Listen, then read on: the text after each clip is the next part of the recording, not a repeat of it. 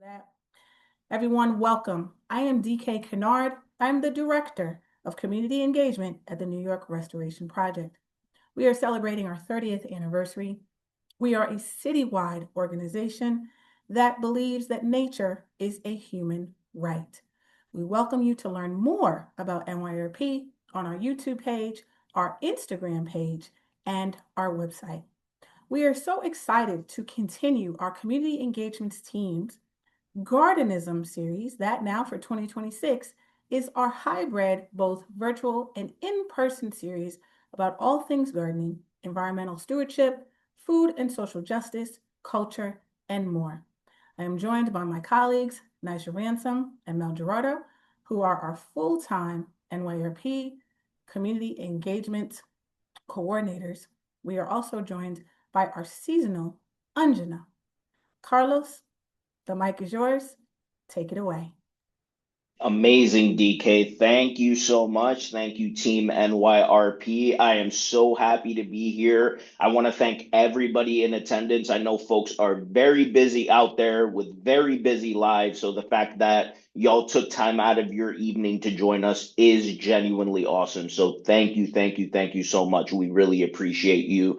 And I hope you guys end up leaving with something by the end of this presentation. We genuinely want you to come away with a better idea of how to approach the application. And hopefully by the end, you'll feel encouraged to apply, and also while having the basically the skeleton of what will become a hopefully very competitive application. So my name's Carlos Santiago. I am the programs manager of outreach and engagement here at Citizens NYC. So I'm charged with leading the outreach work and spreading the good news about Citizens NYC and our grants. But not only that, I wear a few hats, but one of the other hats that I wear is I'm one of a few reviewers that gets to read the applications year in and year out. I've been here for 3.5 years at this point, and I've read thousands of applications. So you're going to be getting good information from a good source of someone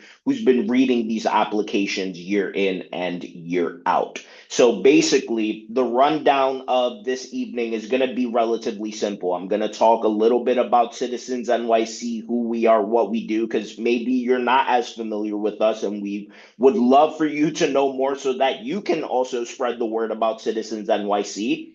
After that, I'll talk about the Community Leaders Grant, which is what folks are here for, to learn more about and to learn how to actually tackle. So I'm going to go through the eligibility requirements of, the things you need to check off in order to actually apply for this opportunity. So definitely take good notes once we get to that section.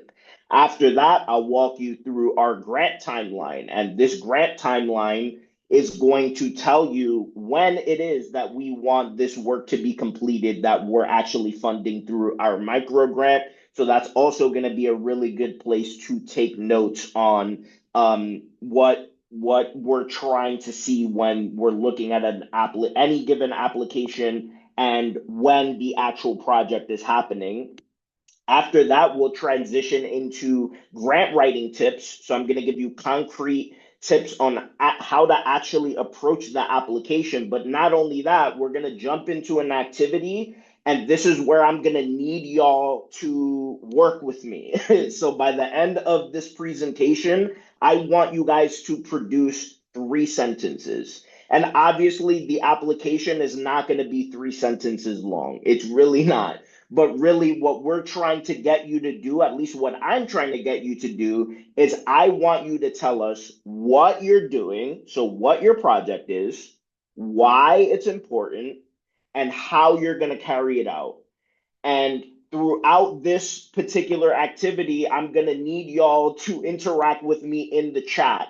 And before we even write those, I'm going to show you like sample application responses for what we're actually expecting in any given application. So please bear with me. I promise you it'll make perfect sense once we get there. And I hope that it's genuinely helpful. Please, please, please make sure to put your questions in the chat. And I'm sure folks at NYRP will stop me whenever something crucial is happening in the chat because it's very hard for me to see it at this point. So, all right, that's basically what's going to happen.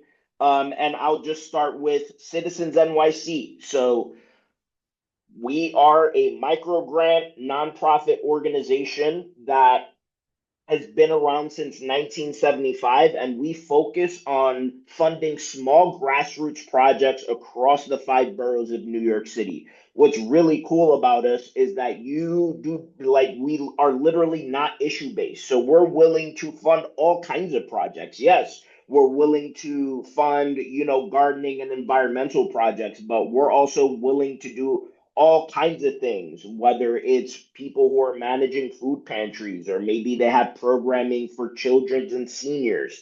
We really run the gamut of the types of things that we fund with our grant making. It's really up to applicants to describe to us what is an obstacle or a challenge in their neighborhood or community that they're encountering, and what's a community project or initiative that is going to face those particular challenges head on.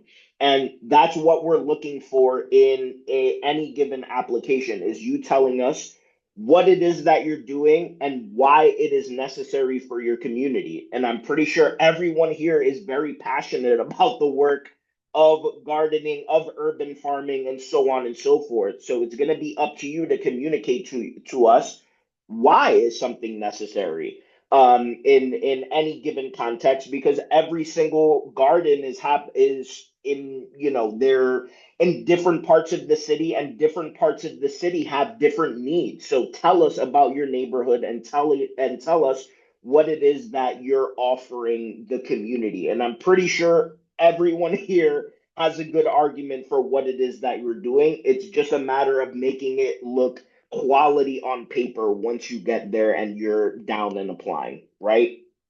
So that's basically who we are. You're probably going to ask me at some point, I get this question all the time, like, how many applications do you get? How many do you award?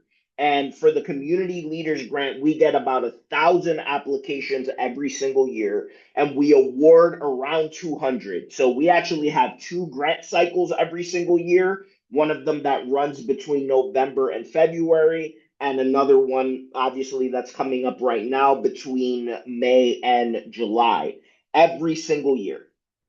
So this is an opportunity that you can apply for every single year. And as you can see, like, it's pretty competitive. 1,000, a little over 200 are going to get it. So not everyone is going to get the grant. However, I must implore you, like, please, please, please keep trying. Apply every single year. Yes, I've seen people get the grant on their first try, but a lot of the times I've seen people get it on their second, their third, or even their fourth try. It's really a matter of continuing to try again because we get quality applications pretty much year in and year out.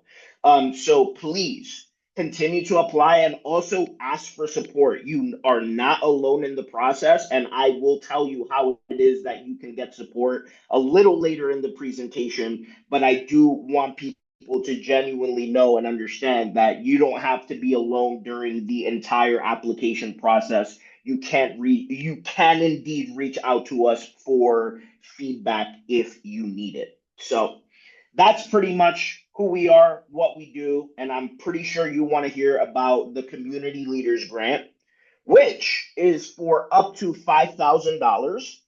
And in order for you to apply, you have to be located within New York City, and you need to be a group of two or more people. And this is what's amazing about this grant is that you do not need to be a nonprofit to apply. And you also do not need a fiscal sponsor either. It can literally be you and a friend, you and a family member with an idea to help your community, and you can apply for this grant. You're good to go. As long as we have two contacts on the application, you're pretty much set to apply. So you don't need to have a 501c3 status. But if you do happen to have 501c3 status, just make sure that your nonprofit budget is under $250,000, which goes back to my earlier point when describing Citizens NYC. We are supporting small grassroots initiatives and organizations. So if you are small in your grassroots, you are eligible. If you're a little bigger than that, you fall outside of our scope. Also, public schools can get in the ring in terms of applying for the community leaders grant too. I'm pretty sure there's probably folks in this very session right now who might know a teacher that's managing a school garden, right? You can get them to apply for the community leaders grant. We have supported school gardens before, and we'd be happy to continue to. So please also, if you are a public school, you can apply according to the needs that your public school community has. You should also note that you can apply for multiple projects. So let's say you have 3 different projects happening around the garden, go ahead and submit 3 applications. That is perfectly fine. Just make sure that each application is one project, because it just make sure that's the case, because this is a micro grant, right? It's up to $5,000. We're not giving you 20 or $50,000, right? So make sure that each application that you submit is one project, and you should be okay. And you can submit as many as you feel are necessary. I get the question all the time: what are the chances of me getting more than one grant? And I would say it's very rare. I have to be transparent. However, every single year there are 2 to 4 groups that end up getting more than one grant. And like I mentioned at the beginning, I've been here 3.5 years and I've seen it every year where 2 to 4 groups end up getting more than one grant. And that could possibly be you. Again, it's rare, but it does definitely happen. So we encourage people to give it a shot if they have the time and the capacity, because I understand writing grants is a process. It takes time, it takes effort, sometimes comes with some disappointment. So we acknowledge that. So just go with precisely what it is that you need and what you're willing to go for, and just go from there.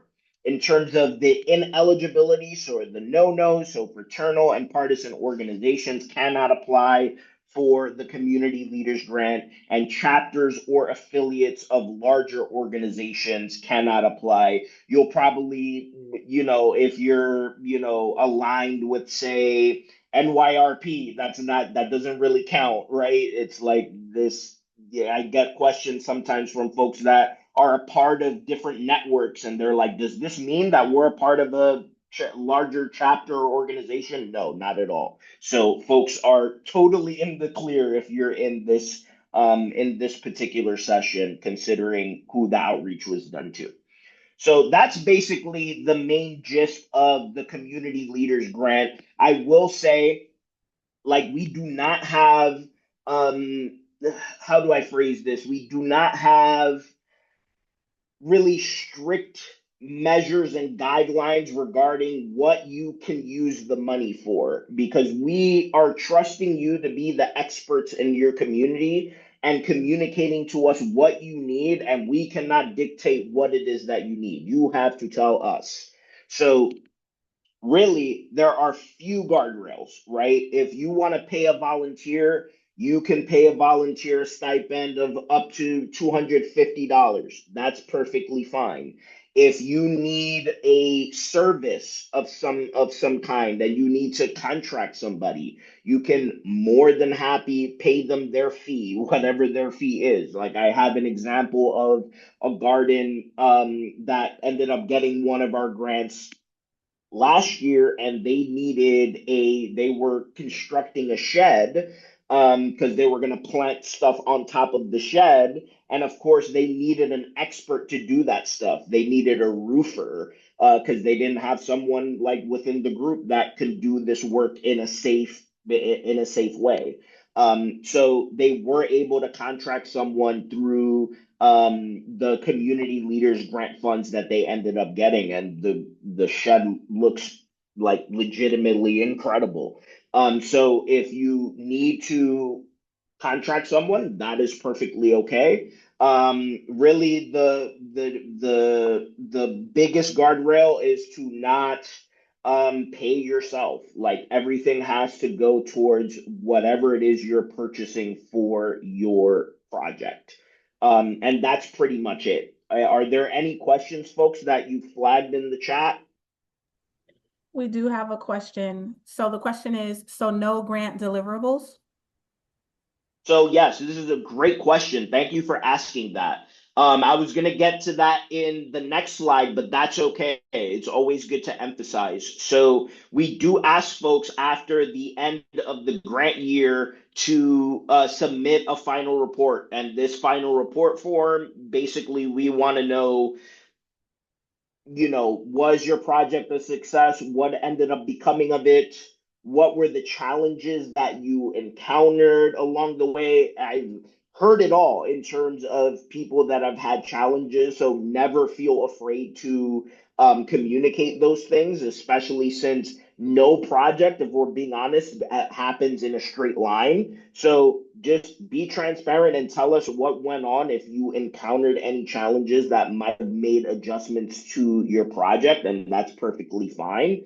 We also want to know about the impact that your work had, and all of that can be filled out via the final report form that we send you. So you don't have to send us like, an impact report or anything like that. This is something that we send you and also that we walk you through. So we will schedule final report meetings for the whole cohort so that people genuinely understand exactly what it is that we want to know. And it literally the form takes about 35 to 45 minutes to complete. It's relatively brief.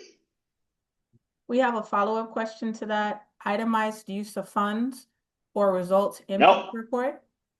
No, just the final report. So you don't have to submit receipts or anything. Just tell us what you're purchasing in the actual application itself. That's going to be where you're going to tell us what you're budgeting for. So that's going to be the keyest thing there. But you don't have to worry about sending us receipts or anything like that. It's really just send us the final report. If you send us the final report, we'll be very happy and you would be eligible to apply again because there are people that end up getting multiple grants from us, right? But if you want to end up getting multiple grants from us, you have to make sure you complete the final report. I do want to share, Carlos, that I'm confident you're going to cover this in the presentation, but I Hmm. do want to put it on your radar early on. There Hmm. are some grantors, such as, yourself, so in this instance, Citizens would be the grantor, that require a fiscal sponsor to Hmm. pay the grant to, and then require the fiscal sponsor to disseminate that money. Hmm. NYRP is not a fiscal sponsor and will not receive grant money on behalf of a garden. It is the garden's responsibility to find a fiscal sponsor who would be able to do this. While we Hmm. have other community members outside of the NYRP gardens, but of course, lovingly a part of our NYRP ecosystem, I am also aware that some grantors, in this case, Citizens Committee, may not require necessarily a fiscal sponsor like an NYRP or other greening institutions, but will require either for tax purposes or other that perhaps that garden entity have a bank account. So at some point, if you will please address those two items, it would be greatly appreciated. So that we should address those now because I think those are very relevant now. So you don't necessarily need a fiscal sponsor at all whatsoever. So like regarding the dissemination of funds, it really goes down to whoever's bank account you want to use. If you want to use an individual one for someone you trust in your garden, you can do that. But if you end up having one that is for the entire garden or the entire group, you can go with that too. So we're actually pretty flexible in who we're giving the funds to. It's just a matter of the group make sure that the person that's going to get the funds is the primary contact. So you should make that very clear to us. If you have a fiscal sponsor, that's perfectly fine. There's no issue at all. What you would really need to do at that point is once if you're awarded, you'll get sent a grant agreement. And in that grant agreement, just make sure you state, hey, I have a fiscal sponsor. This is their name. This is their address, and we'll send them all of the information necessary so that they get the funds. But really, we don't need a fiscal sponsor. You don't necessarily need a group, or garden-wide bank account. We just need someone with a bank account who can get the funds via direct deposit or check. Really, really up to y'all how y'all decide that once you get down the pipeline. Thank you so much for that answer. You're getting some praise because a community member has commented, and I can definitely relate to this, that oftentimes grants can be super tedious and strict. So I Mm. personally am relieved at how simplified this process is. Please continue. Yeah, no, and it's very well taken. Like, you guys are already doing amazing work that's already difficult to do. So there's no reason for us to make it any harder than it needs to be. Maybe if we were giving out 50,000 or $100,000, we'd be asking way more questions, right? But I think in the context of a micro grant, like, hey, it's up to $5,000. Let's trust the folks to do the work. And really, Citizens NYC comes from this branch of trust-based philanthropy of trust the community that is communicating the needs to you, and like provide them with the resources they need so that they can get the work done. So we don't want things to be more tedious than they already are because the work is already hard to begin with. So we're trying to make things a lot easier. And to be honest with you, that's what makes us unique. And we are very, very proud of that. So, yes, please continue to list your questions. We will get to them. This next part is very important, folks. So the second grant cycle, which opens May 4th. So on Monday, you're going to be able to go to citizensnyc.org, and you can access the community leaders grant. And the deadline is July 27th at 5 p.m. So make sure that you apply by then. If you do end up applying by July 27th at 5 p.m., you will hear from us regarding grant decisions in September 2026. You will get that sent to you via email. And if you're one of the lucky folks that's awarded, congratulations. You should end up getting the funds around October 2026.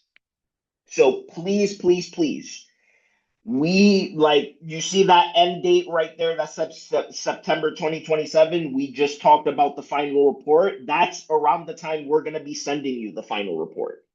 But to that same line that says projects must run between October 2026 and September 2027, this is very crucial to the actual application itself. Why? Because we have a project timeline question in the application that is going to ask you to break things down month by month or week by week depending on your project. Every project is going to look different, so everyone's going to structure it differently, and that's okay. But in that project timeline, you have to make sure that your project is happening between October 2026 and September 2027. If you happen to submit an application and you say, hey, my project is happening in August or it's happening in September, we're just not going to be able to get you the money in time. So please make sure that your project is happening between October 2026 and September 2027 in order to be competitive. I cannot tell you how many times I've read amazing applications that were on the verge of getting funded, but then we looked at the project timeline and we're like, yeah, we're just simply not going to get them the money in time. We can't award this. And I would hate that to be you of being literally in the table of decisions of we could possibly fund you, but we can't solely because it does not fall and is in alignment with our timeline. So make sure everything is aligned there, and you should be perfectly fine. I promise you, the project timeline is not as intimidating as it seems. You will see an example of it later that you can refer to. There's also an example in the actual application itself, so don't feel like you're not going to have examples to actually pull from. But just make sure you're breaking things down. Tell us, like, hey, this month I'm going to gather my volunteers, and this month I'm going to start organizing the actual programming that I have going on. If you do have programming, this month I'm going to buy the materials, so on and so forth. Just break it down month by month or week by week, and that'll be great. It's really just giving us a roadmap and also giving us an idea that you've been thinking about this, that you have a roadmap that you're going to follow to try to like bring this project to completion. So it doesn't have to be ultra complicated. I'll show you an example in a few moments. But just make sure everything is falling between October 2026 and September 2027. Are there any questions now before I move on to grant writing tips? Carlos, NYRP gardens are officially open to the public from Hmm. April 1st to October 31st, officially open to the public. Hmm. But during the winter months, NYRP members, registered garden members, can be in and out of the gardens. We don't encourage it because this is a season of rest.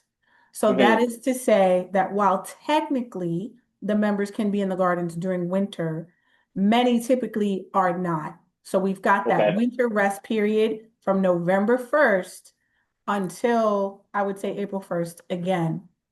Does this lapse in time impact the grant cycle or grant application? And if it does, can that start time be delayed or an extension asked for?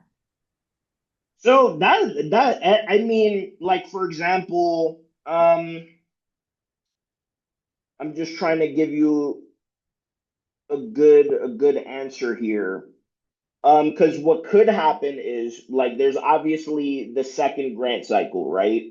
But also there is the first grant cycle, and that basically awards projects that are happening between June and May, right? So maybe that cycle is more aligned with what you're doing.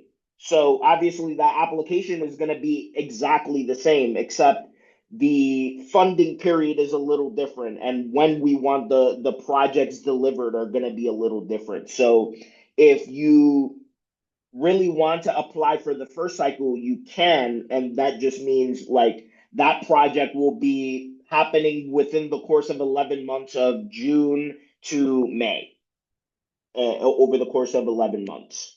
But really, in terms of the second grant cycle, as long as it's happening between October 2026 and September 2027, that's perfectly fine. We don't care when it's happening within that time, as long as it happens within that time. If anything happens in terms of projects that need to be delayed, for whatever reason, and folks typically have very good reasons as to why things happen, especially gardeners. Like y'all are suffering through floods, y'all are suffering through like real things. Like I had a garden last year that it just they like the garden burned down. Like it was terrible.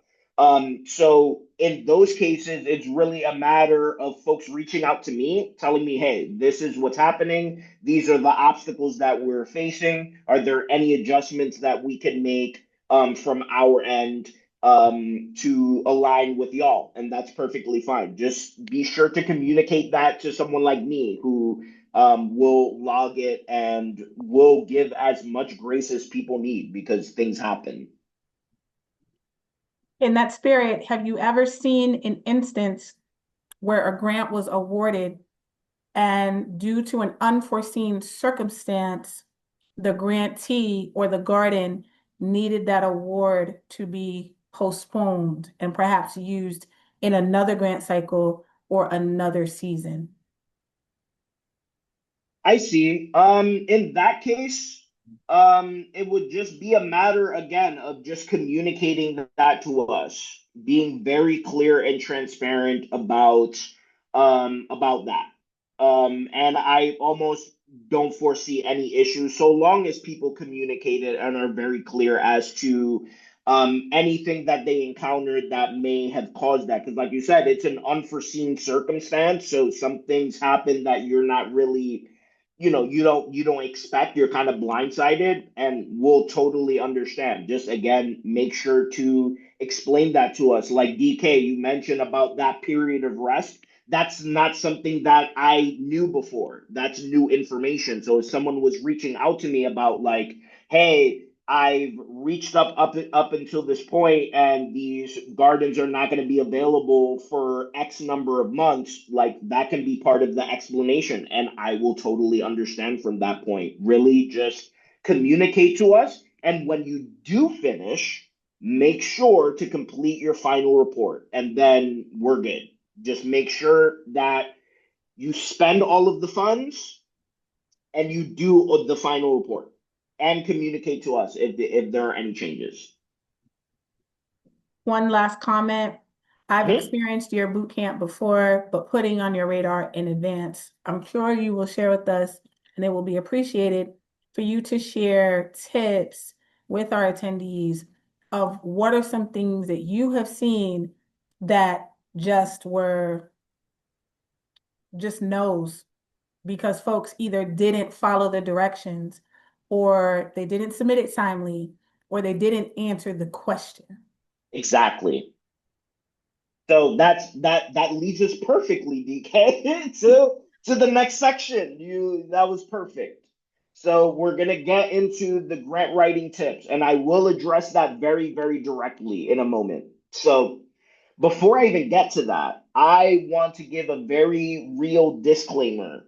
If you don't know how to use AI, don't use AI for applying for this grant. It will do you more harm than good. I cannot tell you how many applications we've gotten that have used AI over the past couple years, and those applications were not quality because at the end of the day, those AI needs to know what it is that you're doing, and it's not going to know what you're doing if you're just like, hey, answer these questions for me. It's not going to work. What I do recommend is just going for it. Write as much as you possibly can and be confident in what you're doing because you are doing really good work, and it doesn't have to be communicated in some super fancy way.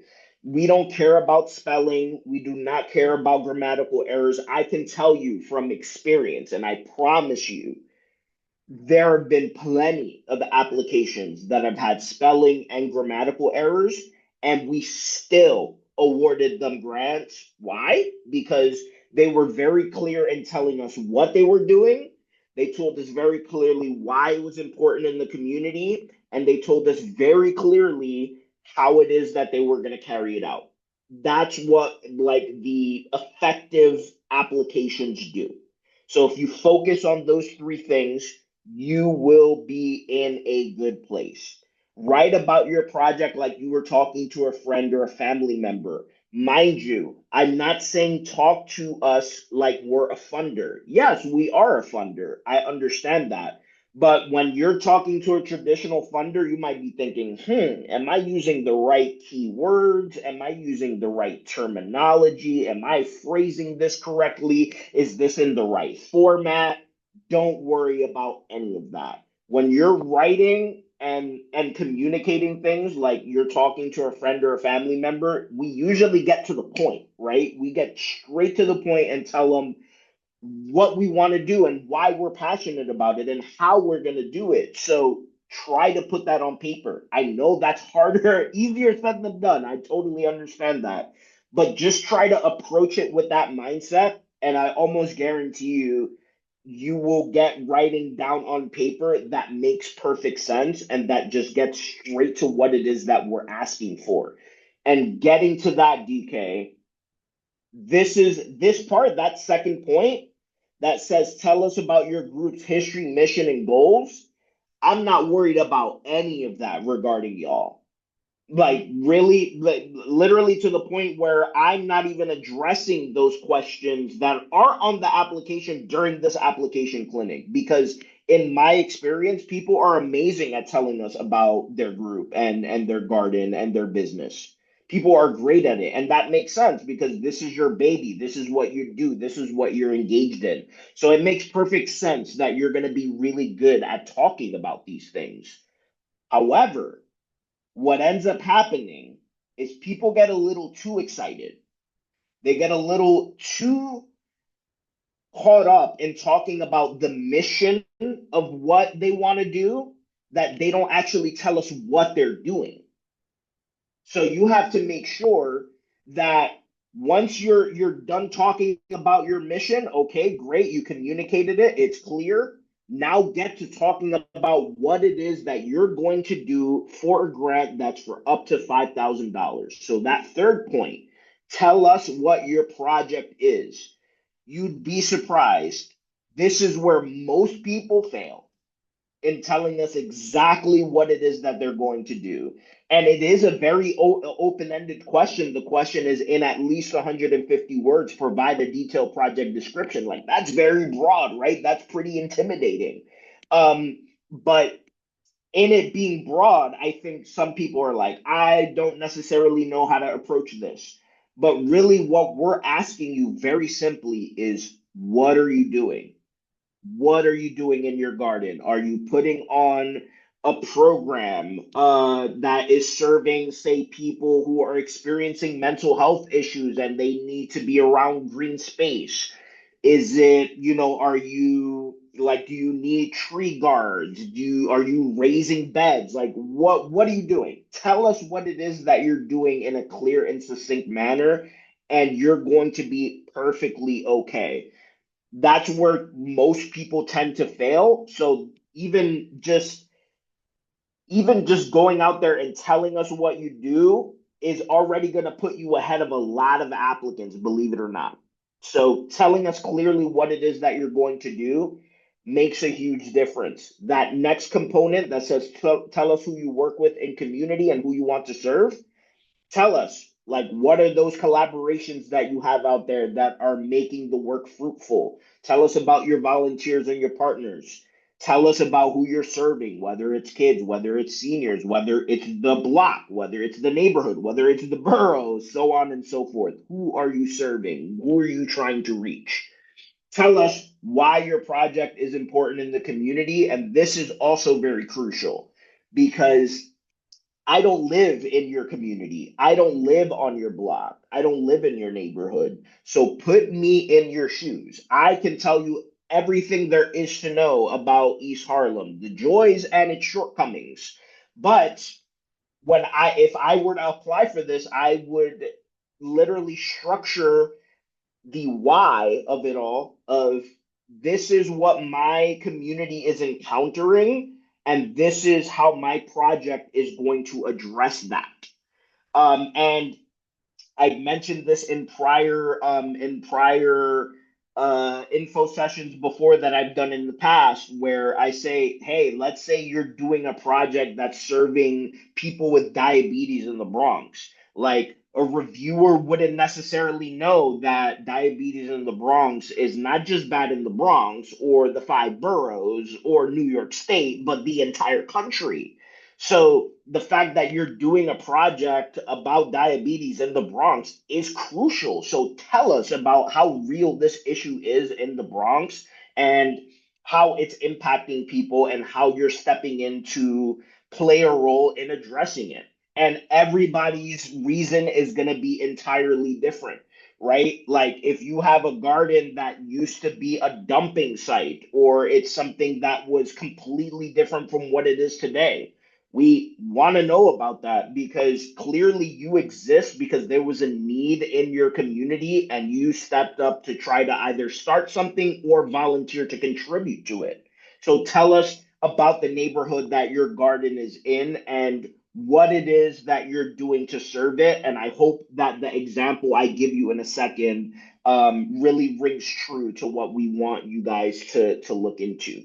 So Quickly give us a timeline of how your project will be carried out. We already went through that in the prior section of the project timeline, and show us your itemized budget. So please tell us, please like tell us what it is that you're purchasing and how much it's going to cost, and all of that you can find in the actual application. So amazing. So this is where I'm going to need y'all to participate. I'm going to show you sample application responses for three of the most crucial questions in the applications. Not the whole application, but if you get these three questions, like if you do well with these, you're going to look really good. So I'm going to read the question and then I'm going to read the response because I know probably somebody might be on their phone. So I just want to make sure people like understand what's on the screen. And then after that, I'm going to show you a condensed one sentence version of this particular response. And what I'm going to want you to do in the chat is to write out the actual sentence that you want according to what it is that you're doing. So let me read this aloud, and I'm sure it's going to make more sense once I show the example. So in at least 150 words, so you can go over the 150, and I recommend some people do. It's not going to be the case for everybody, but you are welcome to go over 150 words. So provide a detailed project description. This garden writes 121st Street Community Gardens project will make several physical and environmental improvements to the garden, including expanding composting capacity, rebuilding raised garden beds, removing a diseased tree, and completing the long planned a goldfish pond. The first part of the project will focus on rebuilding and expanding the garden's compost bins so they can hold more food scraps and be easier for volunteers and neighbors to use. This will include improving the layout of the bins, strengthening the structure, and making the composting area more organized.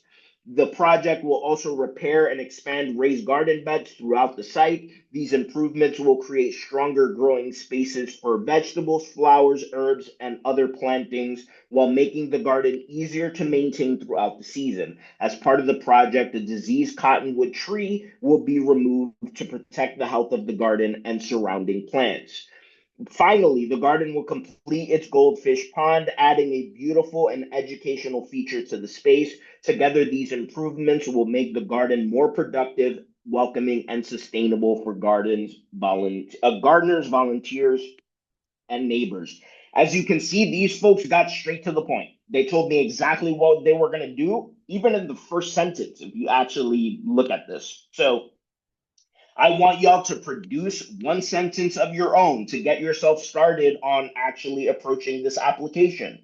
So, your what sentence? In this case, 121st Street Community Garden will expand its composting capacity, rebuild and add raised garden beds, remove a diseased cottonwood tree, and complete a goldfish pond to make the garden more beautiful, useful, sustainable, and welcoming for the surrounding community.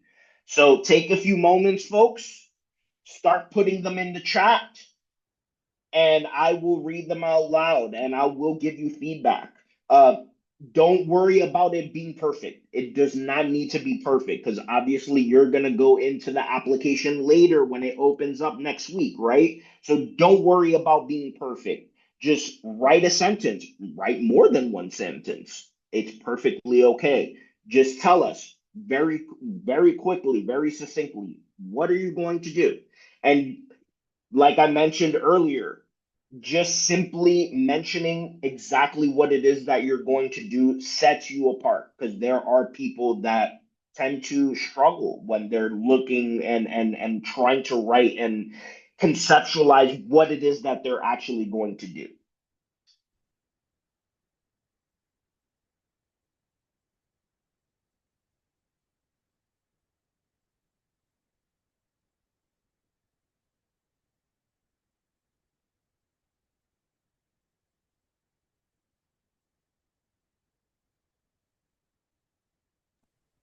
I also want to add, I know that we do have some experienced grant writers in here.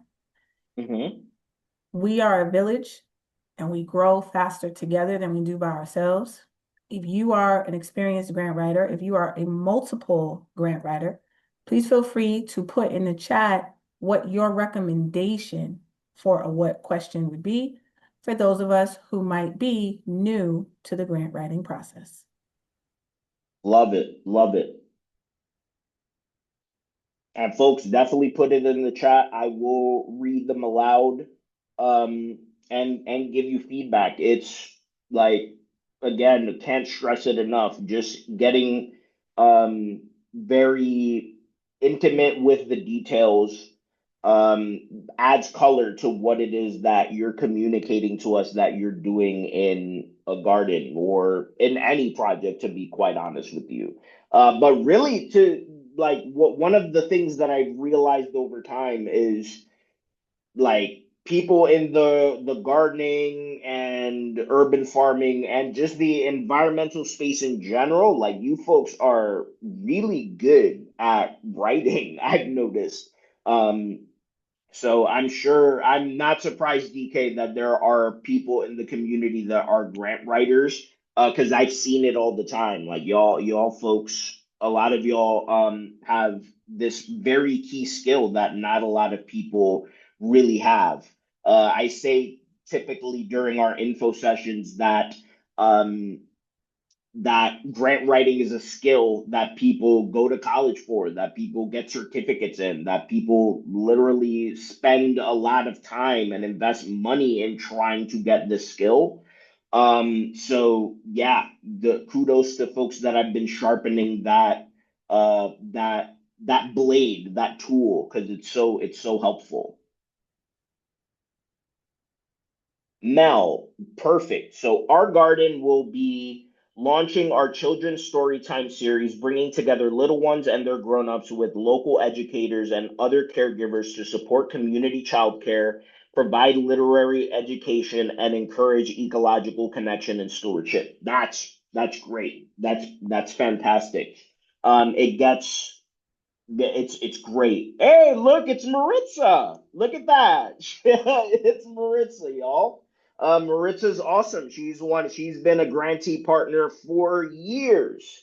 And she's awesome. So Maritza writes, Bronx Sunshine Garden will provide consistent community programming, including wellness events and gatherings to bring residents together and to strengthen community. Awesome. So, Maritza, that's a great first sentence for you when you're applying, and you've been successful before, obviously. Just tell us a little bit more about those wellness events. Like, tell me how many of them are happening, right? How many of these gatherings are happening during those events? Like, what are you actually doing? Like, are you teaching people yoga? Are you, like, teaching people how to be grounded? Like, tell us a little bit more about those things. But what you have here is a great start. What you do later is really just fleshing that out a little more and giving us more details as to what it is that you're doing. And you did a good job of demonstrating that.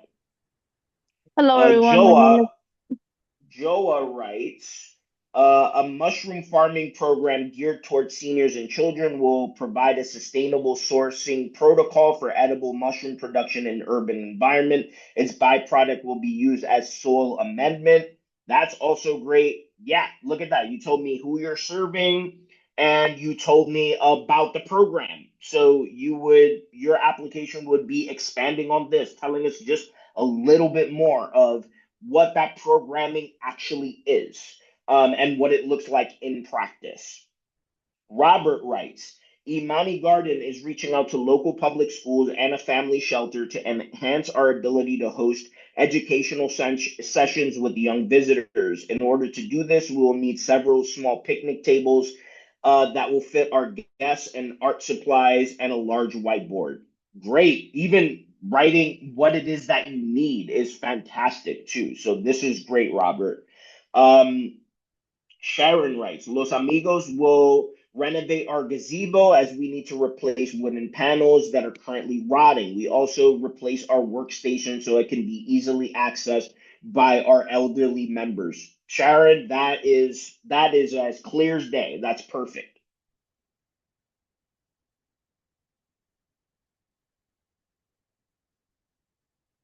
All right, how are y'all feeling? Y'all feeling good? I hope y'all feeling good because I'm gonna move on to the next one.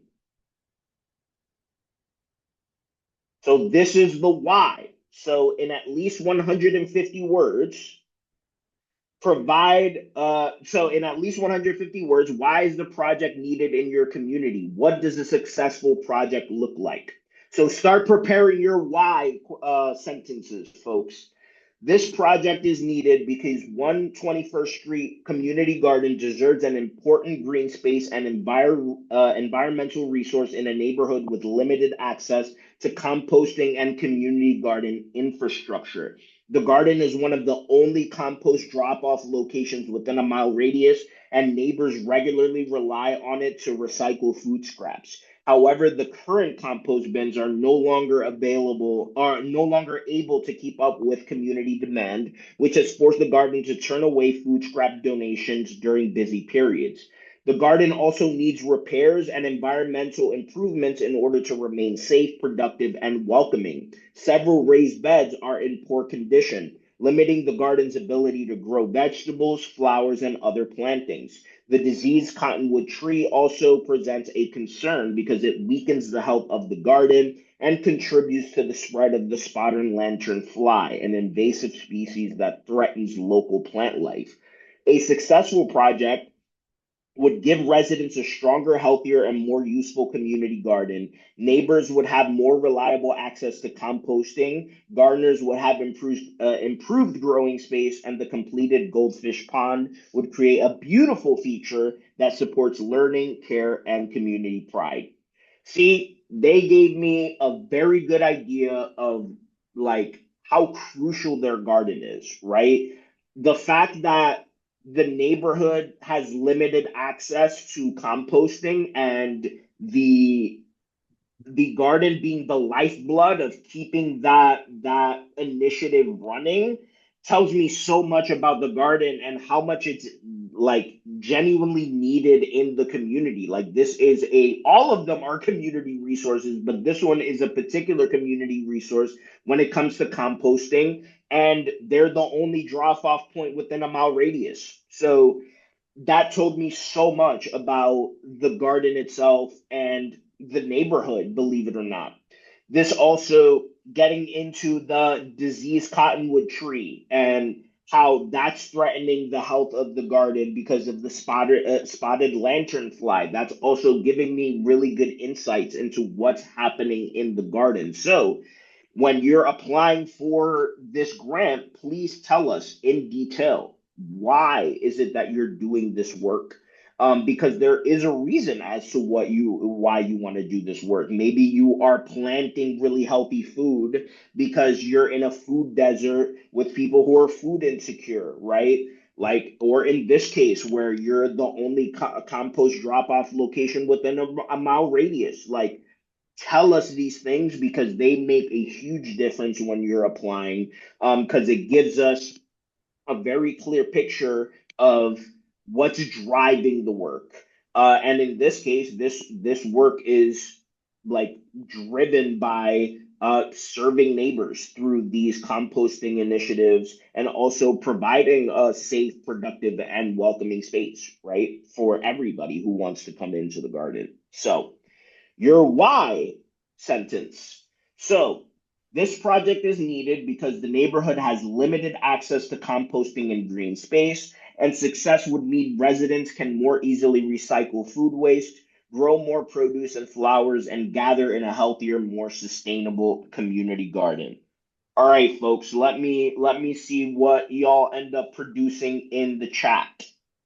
So gonna give folks another few moments to put something on there in the box and I'll read them aloud. But keep it simple. And I'm pretty sure everyone here has a good reason as to why it is that they're doing the work that you're doing. And funny enough, when people are applying, sometimes and but like sometimes people will get this or they'll have this tendency to think that the work is obvious, like, oh, it's obvious that this is important, it's obvious that this work needs to be done, but that's not necessarily obvious to someone who is on the other side, as a reviewer reading the application. It's not necessarily obvious as to why it's important, because I don't know anything about your garden, I don't know anything about the neighborhood that you're in. And funny enough, like, Maritza's in this room right now. Like, I'm very familiar with that neighborhood. I'm very familiar with her work, her garden, where it is. Um, and in those cases, I can imagine, right? Like, oh, I can understand why this work would be important in the Bronx when it comes to Maritza's project, right? But let's say my colleague from Brooklyn is a reviewer, right?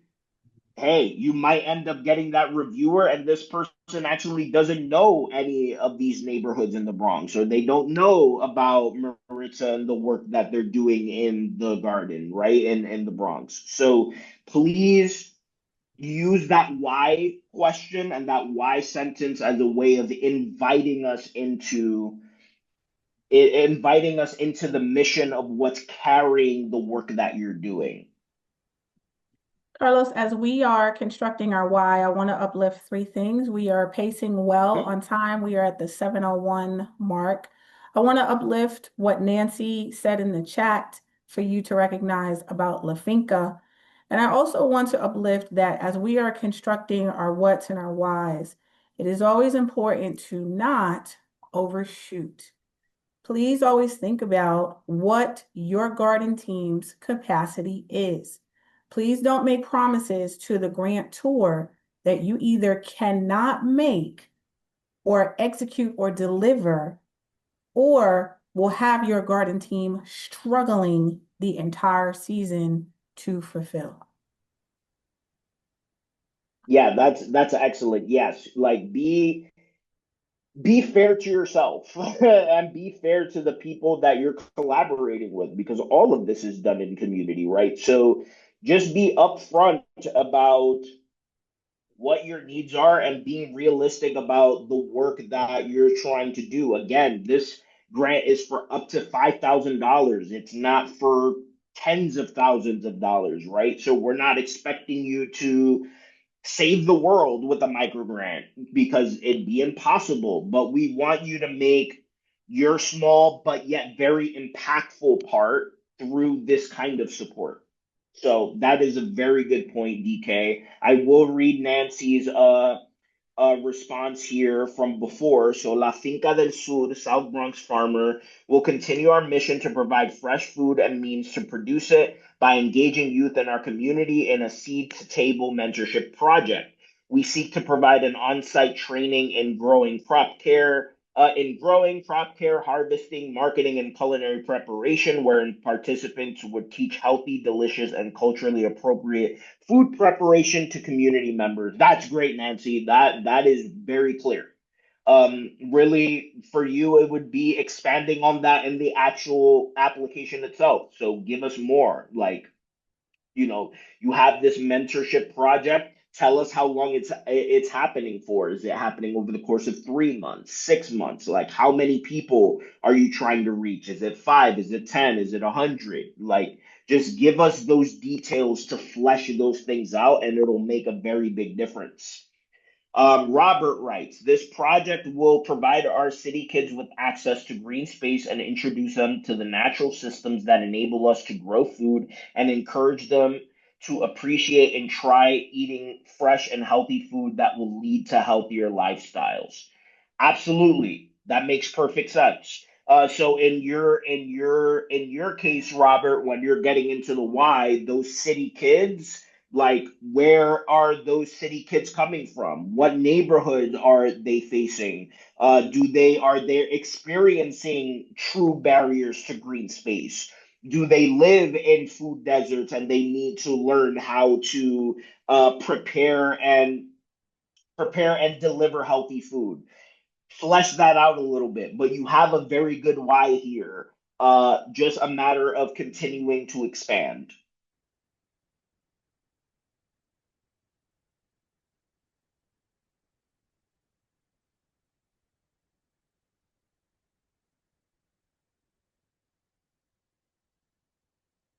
Mel writes, our project is needed because our local daycares and early childhood centers have requested assistance gaining access to green space for their students.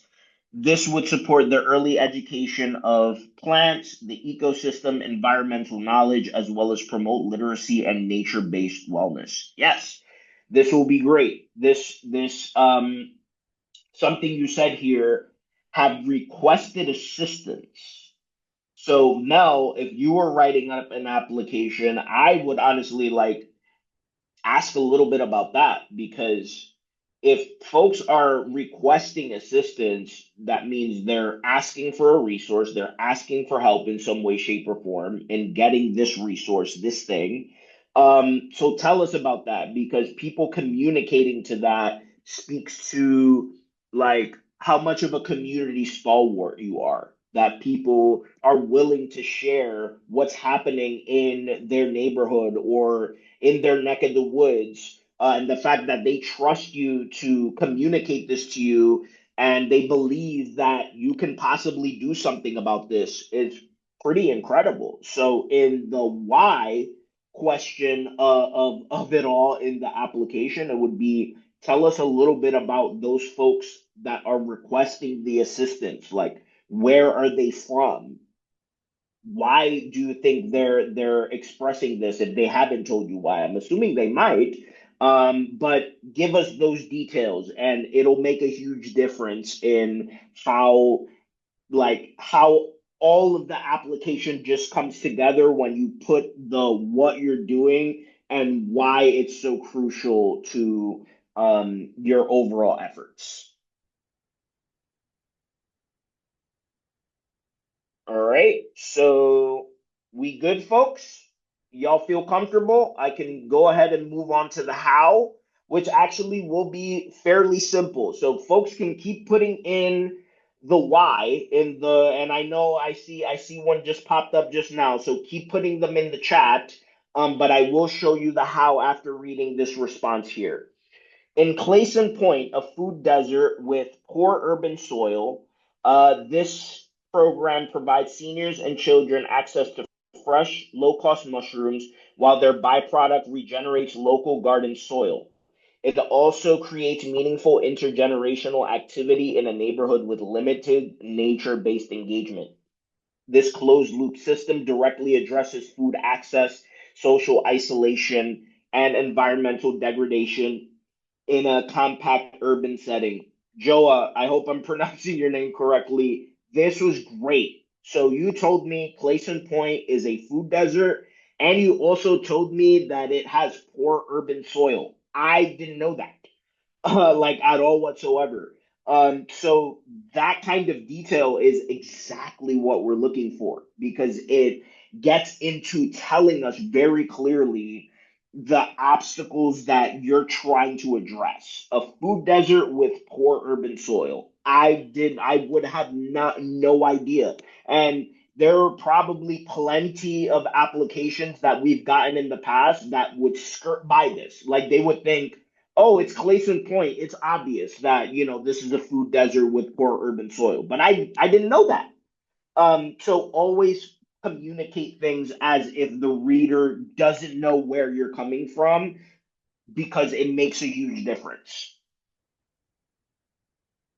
Let's go on to the how, and I promise you, it's not that complicated. It's not that scary. I'm not even going to go point by point here because I think everybody is genuinely going to understand what's on the page. Like, as you see, everything is organized month by month. You know, I kind of just took it out and generically put month one, month two, month three, so on and so forth. But when you're applying, please put the actual month because we want to know how things are progressing over the course of the grant cycle, right? So go ahead and put, October, December, so on and so forth.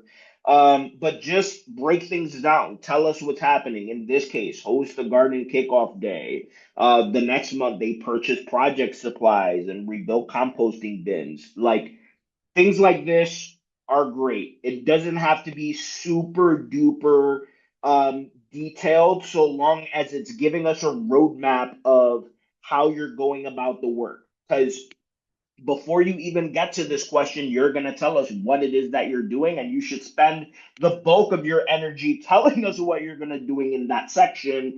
So once you get to this point, just break it down. How is it going to happen? Break things down. Don't feel like just because you put it on paper and it's happening within that time, that if you start kicking things off and things start to change, like, will this affect me? No, it won't hurt you. We just want to know that you thought intentionally about the project that you demonstrated in the application and want to deliver if you get a up to $5,000 grant.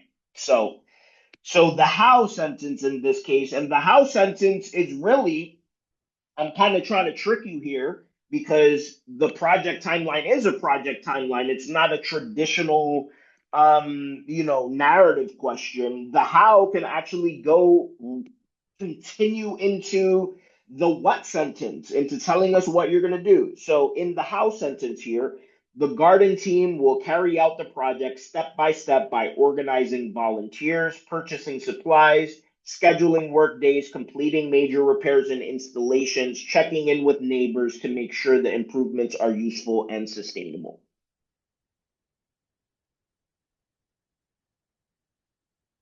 I see Maritza in the chat here. She writes, this program is needed to bring families together by providing resources and programming such as food distribution and sensory friendly events, CPR training that supports our community. All right. That's great too. So for you, Maritza, in the why, like if you're doing distribution and sensory friendly events, like tell us about maybe the parents and children with disabilities that might want to engage in a sensory friendly event. I'm pretty sure you've encountered them in the work that you're doing. So like talk a little bit about more about them because you are serving them through the work that you're doing, right? CPR training, that's great that you mentioned that. There was a project that I read a couple years ago now. I forget when, but I will never forget the detail they went into regarding CPR training and how people don't necessarily get that skill. Like they don't, like it's just not everyone has it, right? And they provided all of these statistics that really gave to me, the reviewer, like, oh wow, like this is crucial, this is important, this is necessary. So tell us a little bit about why someone would want to be trained in CPR, especially in your community. So your why would be getting into that, Maritza. And y'all can continue on putting things in the chat, but I do not want time to elapse any longer until I give you my email and contact information here. It is csantiago@citizensnyc.org. I will go ahead and put that in the chat. Please, please, please feel free to reach out if you have questions. I am more than happy to answer them.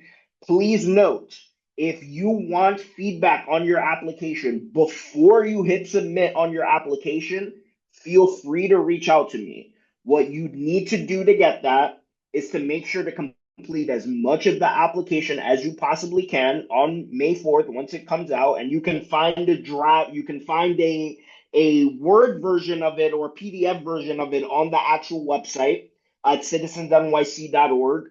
But complete as much of a draft as you possibly can, and then send me that draft, either a Word document or Google document. If you send it to me via a Google document, please, please, please, please make sure that I have access to see it, because sometimes people send me links and then I'm locked out of it and I can't see. Just make sure your permissions are open so that I can actually take a look at what you wrote. So please, I'm more than happy to give folks feedback. Just again, make sure you're sending me a draft that's as completed as you possibly can, as you can possibly complete it. Because that's the best way for me to give you feedback, is to actually know how you were thinking about things, how you try to flesh it out. And from there, I can give you feedback. So I will give you some notes via email, but I'm also willing to schedule one-on-one meetings if folks want real-time feedback. I'm more than happy to do that as well. Just make sure that you reach out to me before you hit submit, because after you hit submit, then I really won't be able to help you there. But before you hit submit, I'm more than happy to take a look at your drafts. So that's pretty much what I have. If folks have questions, put them in the chat. If you have more things you want to write out, put it in the chat. If you have some downtime, please scan the QR code. Tell me how I did. How were these slides? Did I talk too much? Did I talk too little? Did this make sense? Please give us feedback. We do genuinely take this feedback into account and make adjustments every single year. So please let us know any feedback you have regarding this session. And I know Nancy put something in the chat, so I will read that right now. This project is needed to create a career pathway for youth to viable ag and food centered jobs. It also provides a space for youth to come together, acquire skills in everything from growing to preparing foods, using crops raised at the farm, as well as foods that are commonly available in our South Bronx community. Young mentees would share knowledge about how to combine culinary practices of our constituents, as well as different ways to use and enjoy foods they can find at our farm. The initiative would recruit and begin educational activities in the fall, practice in a partnering community kitchen over the winter months, leading to on-site provisioning and garden preparation in the spring. Students would engage in planting and cultivating at the farm, culminating in a series of culinary-related experiences at La Finca through summer and early fall. I think all of that makes sense. Nancy, you're getting into just the youth's role in all of this, but also you're telling us that this is a South Bronx community. So in your why, when you're actually approaching the application, tell us a little bit about this South Bronx community that you are serving, and how this work is an intervention into trying to get these youths into these industries that are, there are opportunities for them. So yes, this is a very great start, Nancy. Joa, thank you so much. I appreciate you stopping by. No, folks are busy, so thank you so much for your effort in being here. Thank you and goodbye.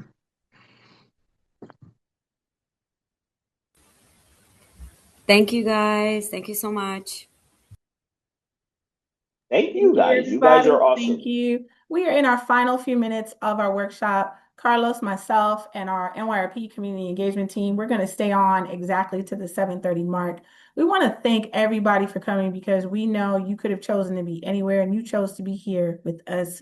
We want to remind you that this session was recorded. It will be on the New York Restoration Project, that's NYRP, on our YouTube page on Friday. We encourage you to continue rocking with us. Come out to our gardenism workshops in person. Continue to join us virtually in our virtual classroom. Find us on Instagram at NYRP. Go to nyrp.org to learn more, not only about our organization, the wonderful things that all of our teams are doing this season. Please, please stay in contact with Carlos. I cannot stress this enough. Carlos is that dude. When he says reach out, he means it. NYRP is that team. Mel, I will ask you to please drop my email address, your email address, and Nigel's email address in the chat. We want to know how people are doing. We want to know where this is landing, and we want to hear from you.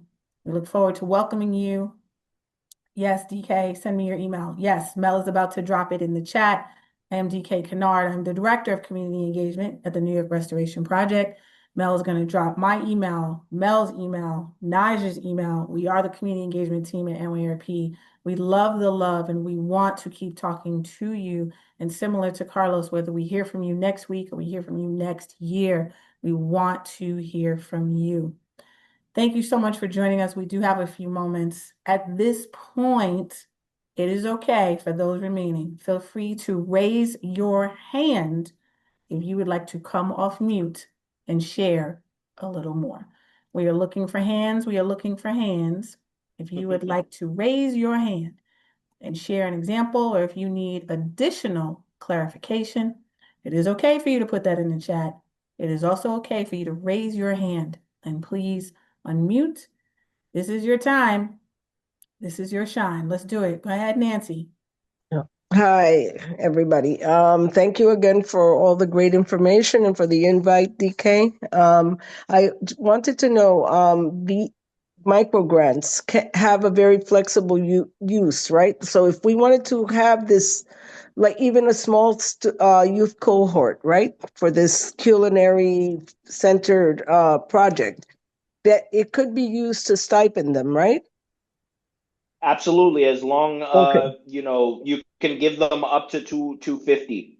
That's Oh. really the limit, but that's it. You can give them Mm-hmm. whatever, yeah, as long as it's 250 or below, and you should be fine. Okay. Yeah. No, I've done budgeting on projects before, so we'd find a way to, space this out in a way that, would still seem attractive to participants. But yeah, I know that some grants don't provide for, any monetary compensation, but I think that youth stipends are an important, thing. And clearly Citizens recognizes it. So great. Yeah, Thank no, you. it's crucial. It's Yeah. crucial. A lot of Hmm. folks have mentioned how impactful the stipends actually are. Yes. So yeah, we definitely totally recognize that, and people have told us this, which is why we make it a point to say, yeah, this is perfectly fine. Okay. And apart from the stipending, Carlos, another thing is like transportation. Like, let's say we Hmm. had weekend sessions. A lot of the, youth do have their school passes and whatever. I'm not sure if those are effective like on the weekends, but if we wanted to have a session in, community kitchen and people have to travel for it, would we be able to purchase like Omni cards or something for them? Absolutely, Okay. absolutely, All absolutely. right. It makes perfect sense. Like, I Okay. don't think the because I'm of MetroCard age, of that era, not quite token age, but MetroCard age. I don't think it works in the weekend, so it makes perfect sense if you have like a weekend event, and you want to provide them Omni cards. That's perfectly fine, because Okay. not everyone is gonna have access to drop $6 to go somewhere. Okay. All right. Thank you so much. Absolutely. Thank you for your question. Okay. We are looking for hands, looking for hands. Now's the time. Now's the time. Your time, your shine. Shout it out if you have a question for Carlos or for our community engagement team. Okay. Jumping off, but thank you again. Thank you so Thank you, much for Nancy. coming, Nancy. Appreciate We'll you. talk soon. Thank you so much. Okay. Okay. Bye, DK. Bye, Carlos. Bye. Listen, folks, if you don't think of anything, I'm gonna put in my email again in the chat just in case. If you don't think of anything now, always feel free to reach out. Listen, I get to folks relatively quickly. I'll get to people within a day or two, usually within a day. But let's say, for example, for whatever reason, I don't get to you in like 4 days or something like that. Do not feel any shame to send me a follow-up email. Be like, hey, just reaching out again. Like, that's perfectly fine. There's no shame. Sick days happen, vacation happens, events happen. I typically have to be all over the city doing different types of things at different hours. But I am very responsive and I will get back to you. So please, please, please make sure to reach out if you ever have any questions, because they are welcome. Again, if you need feedback on your applications before you submit, please send me those drafts and I'm happy to do them, to look through them and give you feedback. So please take advantage of that. It's unfortunate a lot of people don't take me up on that offer of getting feedback on the application. So please get your drafts in, because it's awesome work for me. I genuinely love doing it. Before I worked here and before I did some of the things I did in the public history realm, I was a writing tutor. Something that I really love to do and I enjoyed doing with pretty much everyone, regardless of what their writing level was. So, getting the opportunity to actually help people how to approach an application is great, and I love doing it. So please take advantage of it. I'm more than happy to help. Carlos, this is a first-time partnership with our NYRP community engagement team and with you at Citizens Committee for New York. We really want to extend our sincere thanks for your time and your expertise. We are so excited that we were able to capture this workshop session on video so that we can post it to our NYRP YouTube page, of which we will share it with you as well. We look forward to partnering with you again, Carlos, in June. Thank you for your time. Thank you to everyone who has come. Thank you for joining us, and thank you for rocking with NYRP.